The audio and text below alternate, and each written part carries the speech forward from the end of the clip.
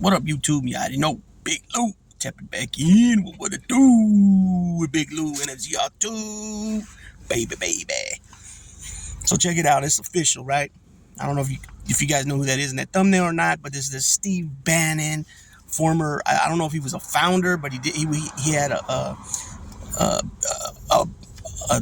pretty plush position in Breitbart at one point. He's a extreme right winger with his nonsense ideology, and he's one of those guys that are just evil and spew a bunch of nonsense and hateful speech. So he was subpoenaed to show up in front of Congress for the Jan 6 committee investigation. Him and Peter Navarro decided not to come.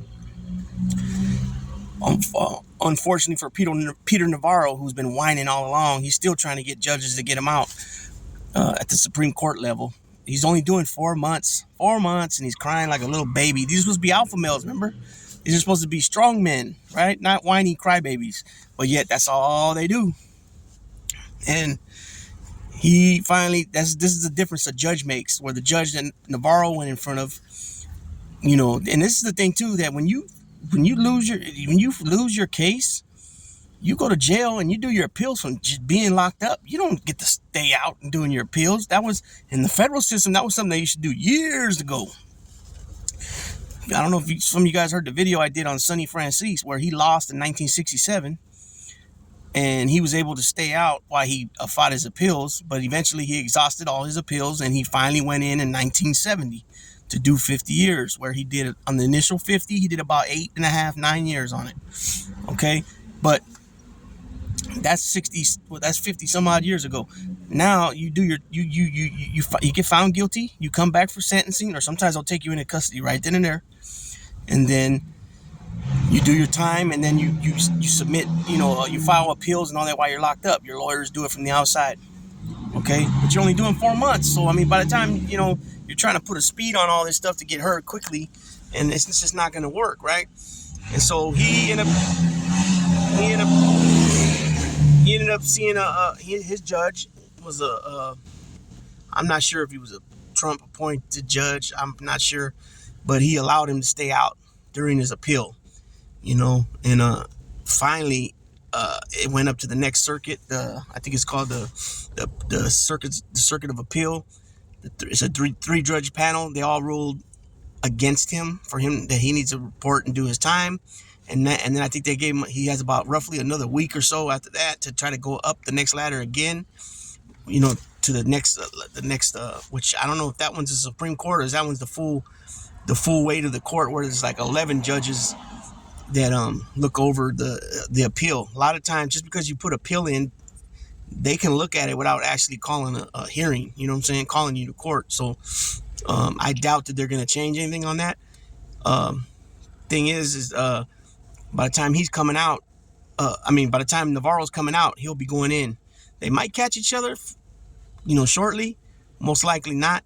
And I just seen something again. Navarro tried to he tried whining to another judge to try to get him out, and that's just not the way it works. You know what I'm saying? But what they try to do is they kept trying to say that things were privileged, and they couldn't talk. They couldn't talk about what them and the president talked, when they don't have the authority to say something's privileged. And I think even this, and that's broad, right? I think even the president has to come forward with a letter saying whatever he spoke about. I mean, somebody has to put it on record that it was privileged. Unless you're the chief of staff to the president, where it's like automatic, it's privileged, or the counsel, White House counsel, to the president, you know what I mean?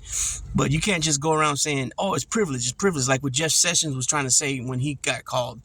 A lot of different people's at the beginning in 2018, 2019, when they were having oversight hearings and committees and stuff, a lot of people in his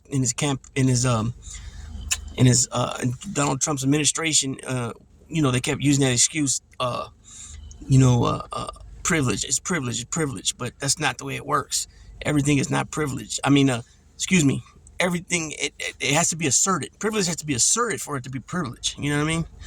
So it's just one of them funny jokes. It's one of them funny little scenes by these little coward little want to be, you know, strong men, these neo-Nazi hateful, man, I don't even know. It's even hard to put a label on these type of people because they're so, it's just they're just way out there with all their ideology and nonsense. You know what I mean? But Steve Bannon, get ready, because you're going to jail, buddy. You know what I'm saying? You should have just went and you should have just answered the subpoena.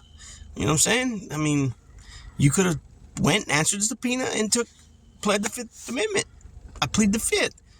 You could have said I plead the Fifth in the case that it might incriminate myself. You know what I'm saying? That's the right thing to do. You know what I'm saying? But to just think that you don't, it doesn't pertain to you.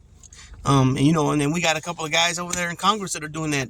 Jim Jordan, he's been subpoenaed. Then he's up there, has the nerve to talk about, Hunter Biden ain't showing up and this and that. When you have a subpoena that you haven't answered yet either. Paul Gosar, you know what I mean? Why is it that they're not answered? Why are they not showing up at the committee hearings to, stand up, be present for the subpoenas they received? You know what I mean? Because you know why? They're most likely, the way they're acting, we know Paul Gosart's involved with his hands-on stuff. You know what I'm saying? Jim Jordan probably is too. But definitely Paul Gosar, he you know what I'm saying? He's a strange one, boy. Even his family cut him off. What's that tell you?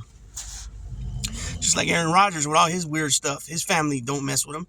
You know what I mean? Why is that? I mean, come on. Whose family does them type of things if there's not some weird stuff going on? You know what I mean? Look at RFK. I'm not, come on. 40, 50 members of the Kennedy family show up at the White House for St. Patty's Day. Even his own daughter, but he ain't there.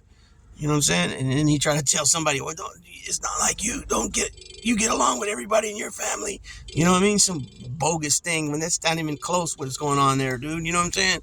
So with that being said, I'm going to go ahead and shut this one down and holla at me in the comment section. Let me know what y'all think about the fur monkey himself, Steve Bannon, going to jail.